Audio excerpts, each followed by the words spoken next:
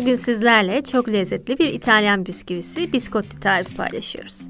Selanik gevreğine de çok benziyor. Her hafta 4 yeni tarifle karşınızdayız.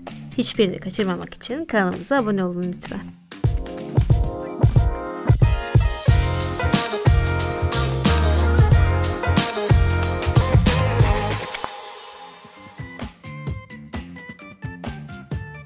Derin bir kaseye şekeri aktarıyoruz. Üzerine yumurtalar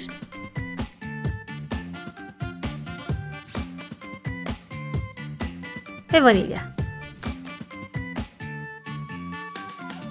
Hepsini köpük köpük olana kadar çırpıyoruz.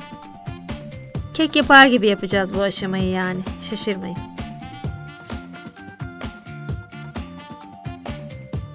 Tüm tatlılarda olduğu gibi bir fiskede tuz. Sıra eritilmiş tereyağında. Onu da ekleyip tekrar çırpıyoruz.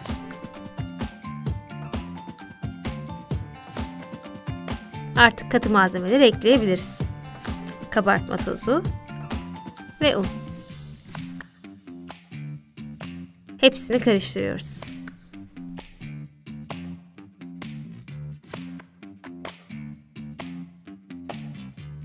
Son olarak da kurabiyeleri lezzetlendirmek için fındık, file badem ve bol çikolata.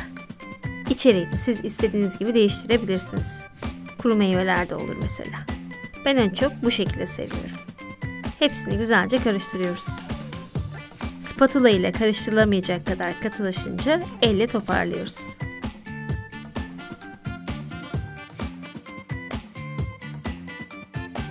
Tepsiye aktarıp şekil vermeye geçebiliriz. Biraz yapışık bir hamur, korkmayın. Şekil vermesi kolay olsun diye elimizi çok hafif yağlıyoruz. Nasıl şekil vereceğiniz size kalmış ama ben böyle uçları daralan, orta kısmı daha tombul bir şekil vermeye çalışıyorum. Ekmek gibi yani.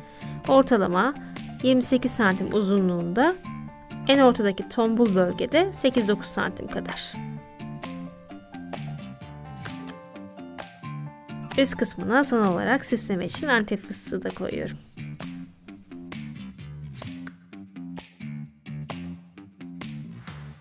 Şimdi bunu 170 derecede önceden ısıtılmış fırında 25 dakika kadar pişiriyoruz. 25 dakikanın sonunda fırından çıkartıp soğumasını bekliyoruz ve ardından güzelce sarıyoruz.